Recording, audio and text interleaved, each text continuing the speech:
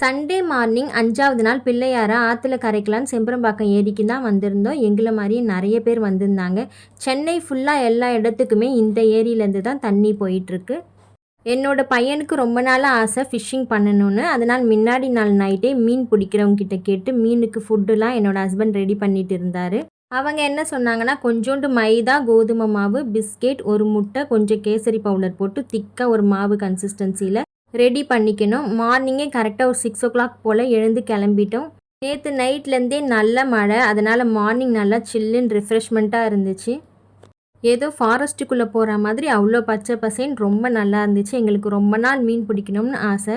போன வீக்கே போகலான்னு பார்த்தோம். பசங்களுக்கு 2 பேருக்குமே வைரல் ஃபீவர். இப்போ கொஞ்சம் ரெக்கவர் ஆனதுனால வெளியே வந்து வெளிக்காற்றை சுவாசிக்கும் போது அவங்களுக்கு ரொம்ப நல்லா இருந்துச்சு. 3 மீன் போல் பிடிச்சார் என்னோடய ஹஸ்பண்ட். ஏரி பார்க்கவே கொஞ்சம் பயமாக இருந்ததுனால தம்பிங்களை நீயும் கீழே வராதன்னு சொல்லிட்டாரு. டைம் இருந்தால் நிறைய மீன் பிடிக்கலாம். டைம் ஆயிடுச்சு, ஒர்க் இருக்குது, அதனால் வீட்டுக்கு கிளம்பிட்டோம்.